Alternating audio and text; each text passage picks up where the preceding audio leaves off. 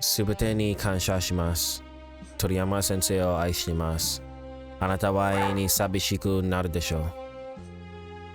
I apologize if that wasn't said with the most perfect grammar, but it did come from my heart.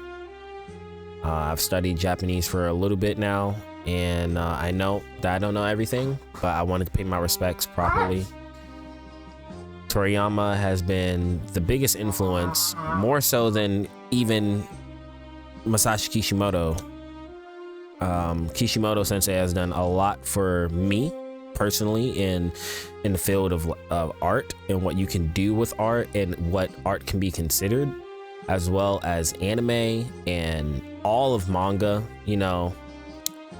But going back to Toriyama Sensei, he has done so much and he's influenced so much, and you are foolish and ignorant and possibly arrogant if you think otherwise. It is impossible to claim that he has not influenced everything animation wise in the Western culture and East.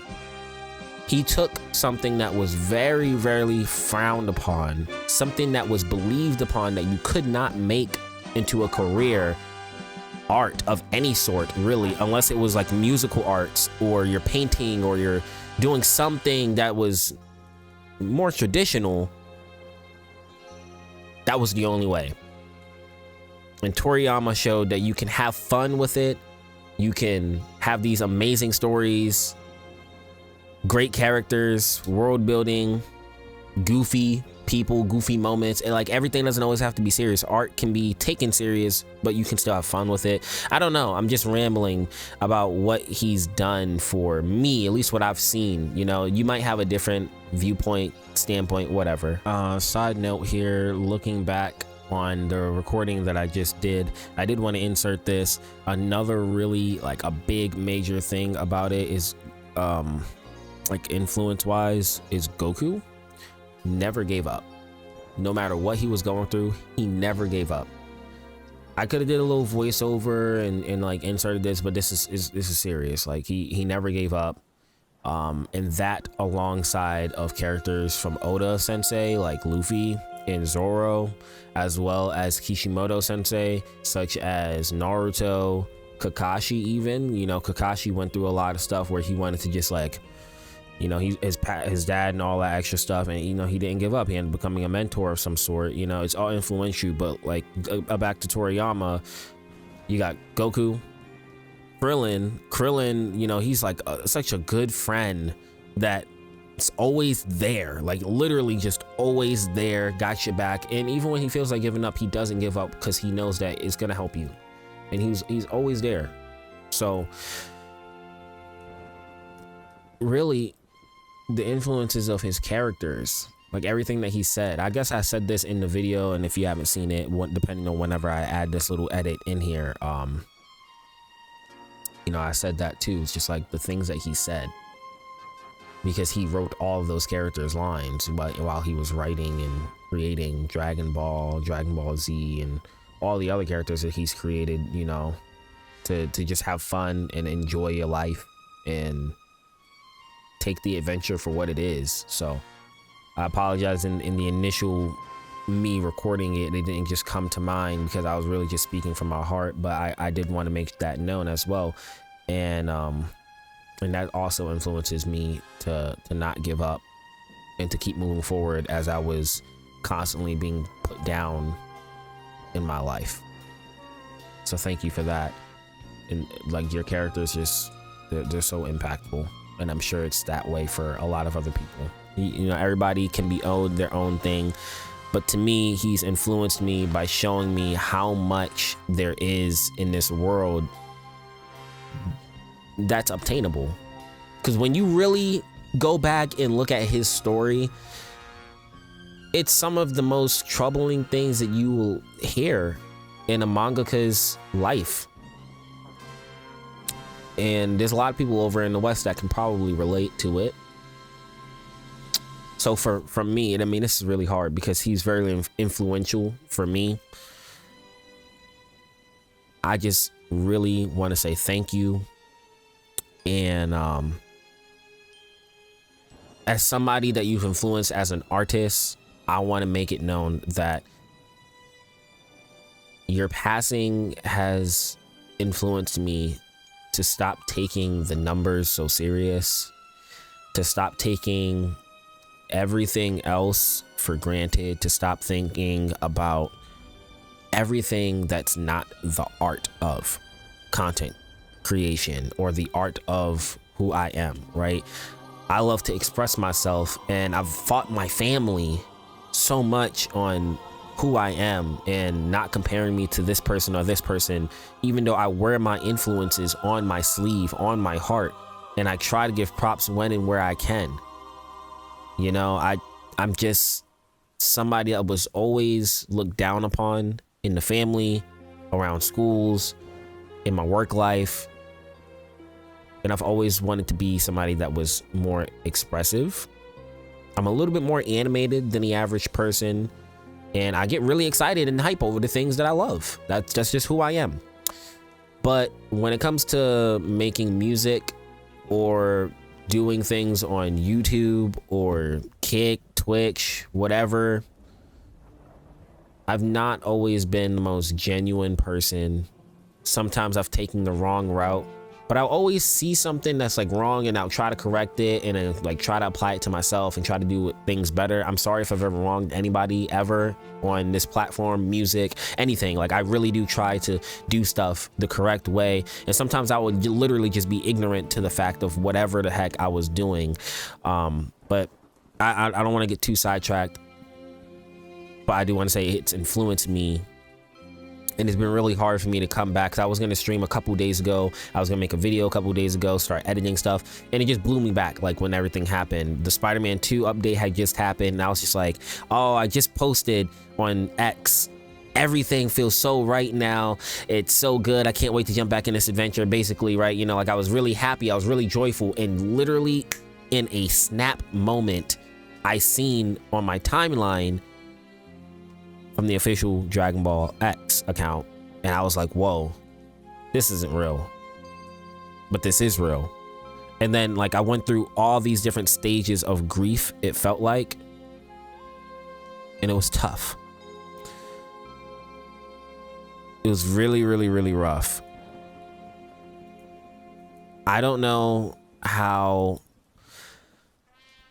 everybody else took it. I took it and told my family that I know care about like anime and manga and things of that nature, and they took it real hard. But I felt like me and my older sister took it the hardest. So again, I just want to make this to say there's going to be change on the channel. I'm going to be doing more things that I love, expressing myself more, and hopefully I can influence whoever to do what they love. Even if I never make it, I have 6,000 people on this platform. Some I've obtained through what seems to be less than genuine ways, such as promotions and YouTube promotions and stuff like that.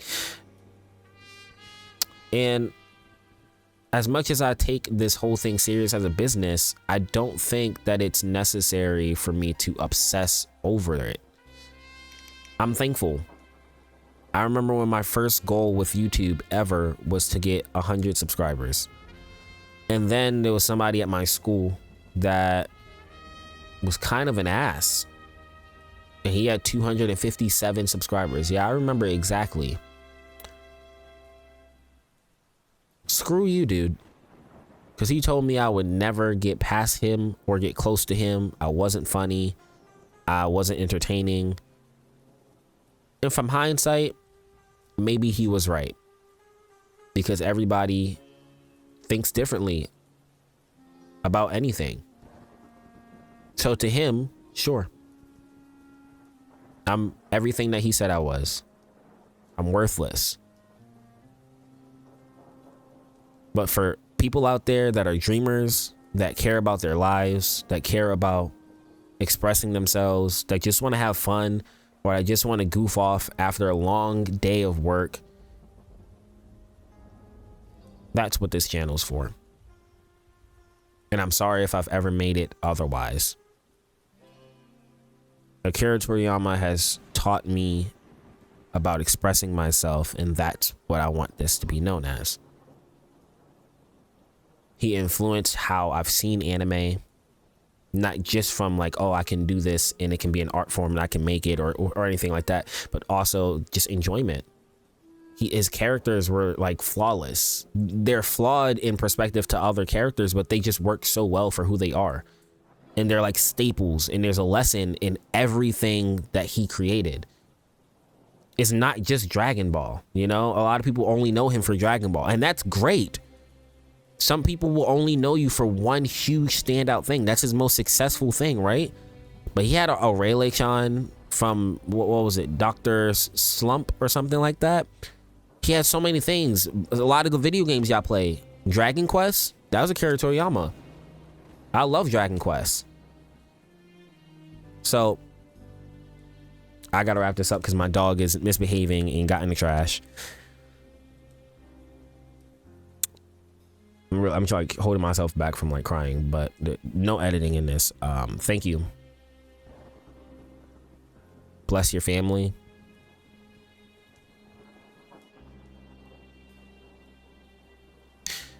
You have no idea